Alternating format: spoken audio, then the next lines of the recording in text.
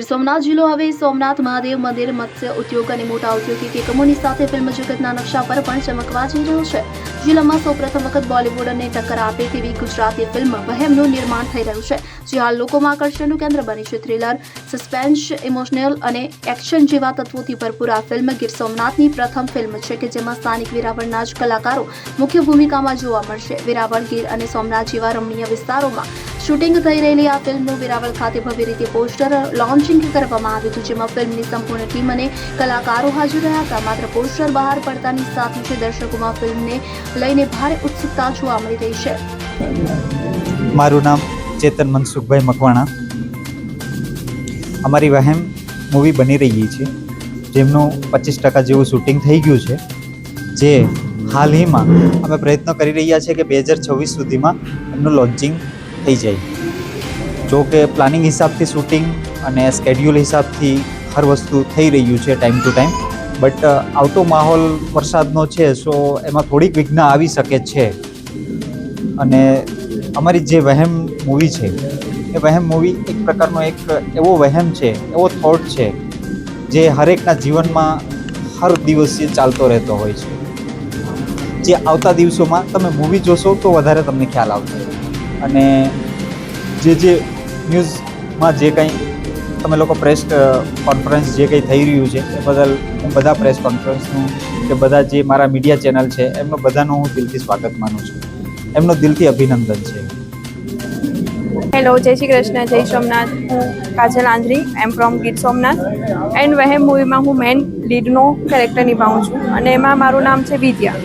વિદ્યાનું એક એવું કેરેક્ટર છે જે ગૃહિણી છે અને એ ગૃહિણી બહુ એટલી ડિપ્રેશનમાંથી બહાર આવવાની કોશિશ કરવા માંગે છે અને એના માટે ઘણી બધી ગૃહિણી એને અમે મેસેજ પહોંચાડવા માંગીએ છીએ કે આ મૂવી પ્લીઝ જોજો અને તમે એમાંથી થોડું ઘણું શીખવા પણ મળશે અને એ જ મૂવીમાંથી તમને થોડું ઘણું એક્સપિરિયન્સથી તમે કેવી રીતના બહાર નીકળી શકો, કેવી રીતના તમે ખુશ રહી શકો, કેવી રીતના તમે બહાર ઘૂમી હરી ફરી શકો, એ બધું તમને એમાં જોવા માંગશે.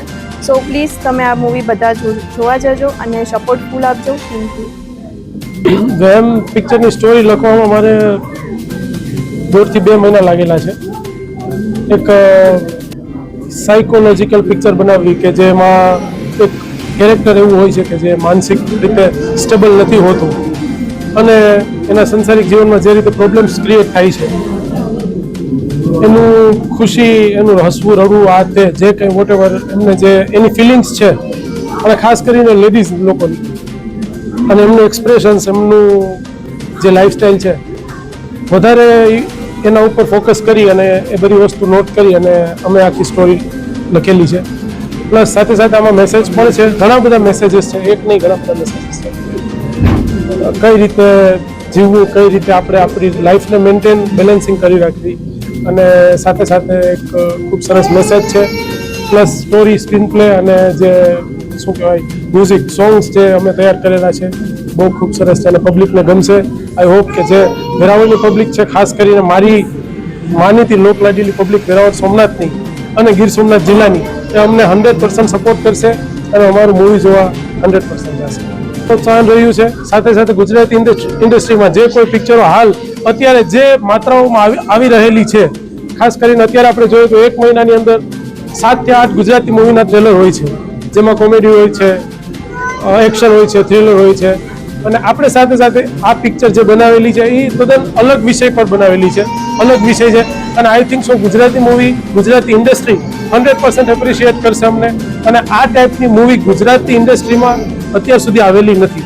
પબ્લિકને 100% મજા આવશે અને સારી રીતે માણશે પિક્ચર.